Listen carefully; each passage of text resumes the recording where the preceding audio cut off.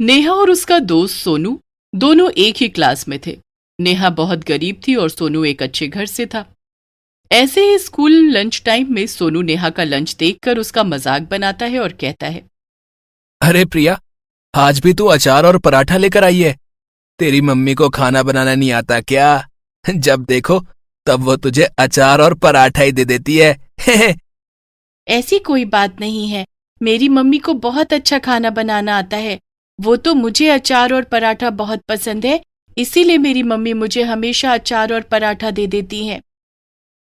अरे जाओ ना, तुम झूठ बोलती हो। मुझे अच्छे से पता है तुम्हारी मम्मी को खाना बनाना नहीं आता है। और वैसे भी मेरी मम्मी कहती है कि तुम गरीब हो, इसीलिए तुम्हारे पास खाना बनाने के लिए राशन भी नहीं होता।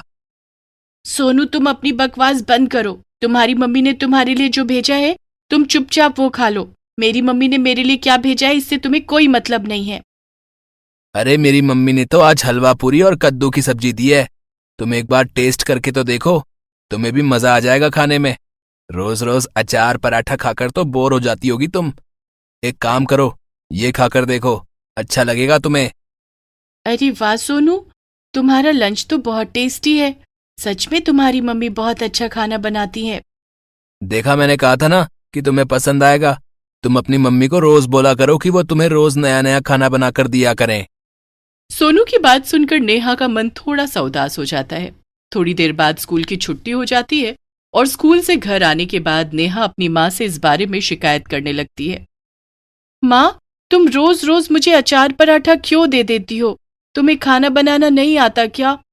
अरे बेटा, तुझे तो पता ही है, जैसे तैसे हम दोनों अपना गुजर बसर कर रहे हैं। मैंने तेरा जैसे तैसे एक अच्छे स्कूल में एडमिशन तो करवा दिया, लेकिन तुझे अच्छा लंच नहीं दे पाती हूँ, क्योंकि मेरे पास इतने पैसे नहीं है कि मैं तेरी फीस का इंतजाम करूँ और साथ ही साथ तुझे अच्छा खाना भी दे पाऊँ। लेकिन माँ, ये सब मेरे साथ ही क्यों होता है? मैं तो कभी किसी को परेशान नहीं करती, फिर भगवान जी हमारा साथ क्यों नहीं दे रहे? तू चिंता मत कर, आज नहीं तो कल भगवान हमारी जरूर सुनेंगे। मधु एक गरीब विधवा औरत थी जो घर घर जाकर झाड़ू पोछा करने का काम करके ही वो अपना और अपनी बेटी का गुजर बसर कर रही थी। ऐसे ही एक दिन नेहा के स्कूल से छुट्टी हो जाती है और वो अपने दोस्त सोनू और प्रिया के साथ घर आ रही थी। तभी प्रिया कहती है, मुझे तो पूरा यकीन है कि मेरी मम्मी तो पिकनिक पर जाने के लिए मुझे तुरंत पैसे दे देगी, क्योंकि हमारे घर में पैसों की कोई कमी नहीं है। कमी तो मेरे घर में भी नहीं है। मेरे पापा भी बहुत सारा पैसा कमाते हैं, लेकिन मुझे ऐसा लगता है कि नेहा की मम्मी उसे पैसे नहीं देगी, क्योंकि ये लोग तो गरीब हैं। अरे ऐसी कोई बात नहीं है, वैसे भी मेरा मन नहीं है पिकनिक पर जाने का। मुझे तो अपनी नानी के घर बहुत अच्छा लगता है। मैं अपनी मम्मी के साथ नानी के घर जाऊंगी, तुम सब एंजॉय करो पिकनिक। अरे नेहा, कितनी बोरिंग है। हम तो दोस्तों के साथ कितना एंजॉय करेंगे, और ये अपनी नानी के घर जाएगी और आम के पेड़ पर बैठकर झूला झूलेगी। हाँ सोनू, तू बिल्कुल सही कह रहा है। हमारे साथ तो हमारी टीचर भी होगी और पूरी क्लास होगी। कितना मजा आएगा। नेहा चुपचाप उनकी बातें सुन रही थी। थोड़ी देर बाद नेहा स्कूल से घर आ जाती है। मधु उसके लिए खाना लेकर आती है और उसे देती है। ओ मेरी गुड़िया रानी, ये ले, जल्दी से खाना खा ले, भूख लगी होगी ना तुझे। मुझे नहीं खाना, ले जाओ तुम अपना ये गरीबों वाला खाना। वैसे भी स्कूल में हर कोई मेरा मजाक बनाता है। तुमने आज तक मुझे दिया ही क्या है माँ? तुम्हारी वजह से मेरी बहुत बेइज्जती होती है। तू बिल्कुल सही कह रही है बेटा।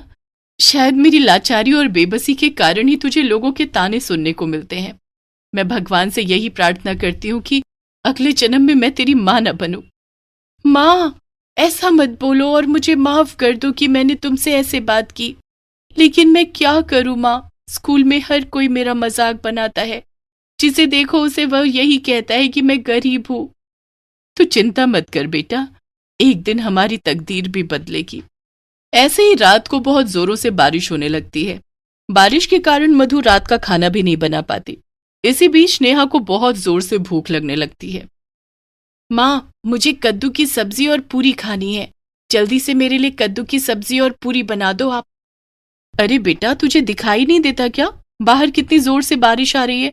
अब ऐसी बारिश में मैं तेरे लिए कद्दू कहाँ से लाऊं? माँ, आपने आज तक मेरी कोई इच्छा पूरी की है? जब भी मैंने आपसे कोई बात कही है आपने हमेशा उसे टाल दिया है।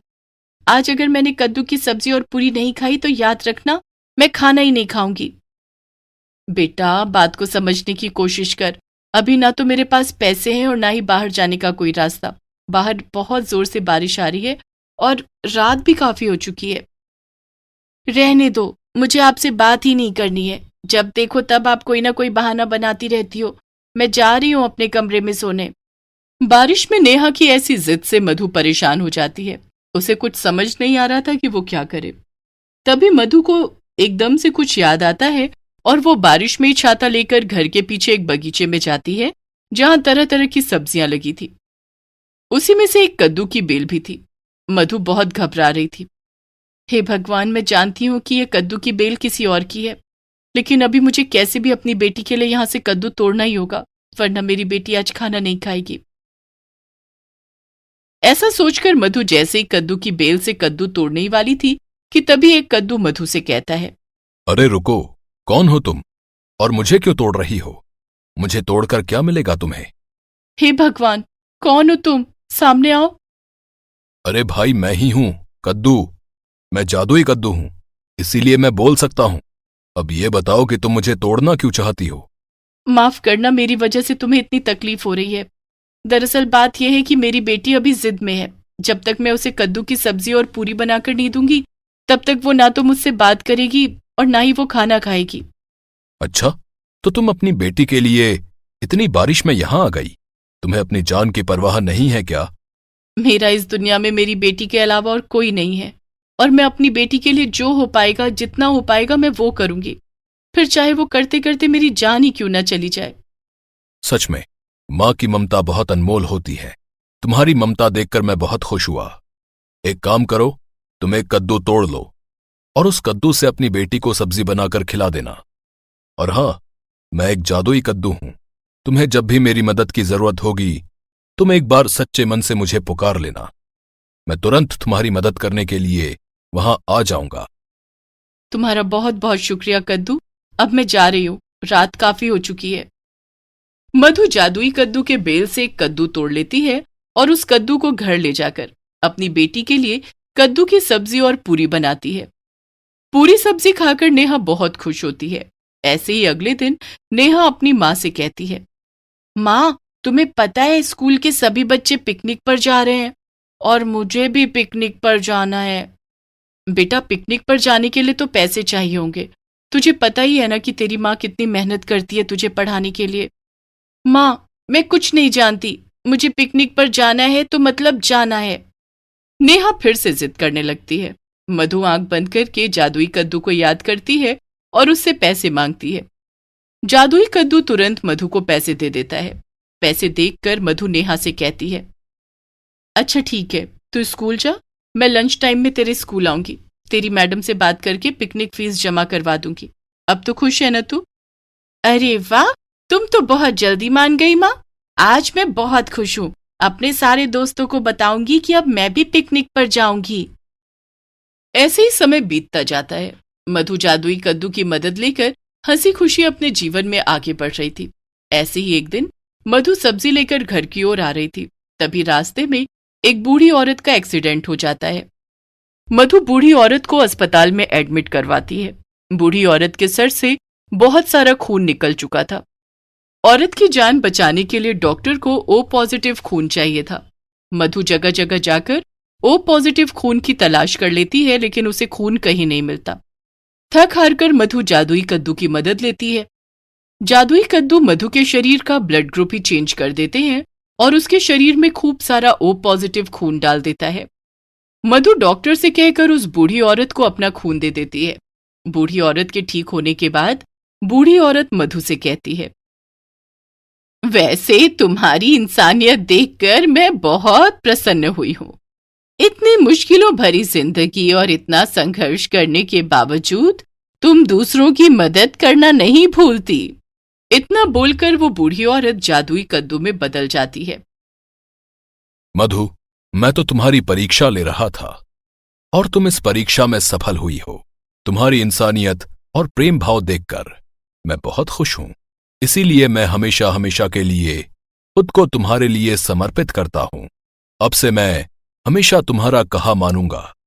समझो, मैं तुम्हारा गुलाम हूं। अरे नहीं नहीं कद्दू, तुम्हें मेरा गुलाम बनने की जरूरत नहीं। तुम हमेशा मेरे साथ रहो, पर गुलाम बनकर नहीं, बल्कि मेरे दोस्त बनकर। इस तरह से जादुई कद्दू हमेशा हमेशा के लिए मधु और उसकी बेटी नेहा के साथ रहने लगता है। अब जब भी मधु को किसी चीज की जरूरत होती, जादुई कद्दू मधु की वो सारी इच्छा को पूरी कर देता।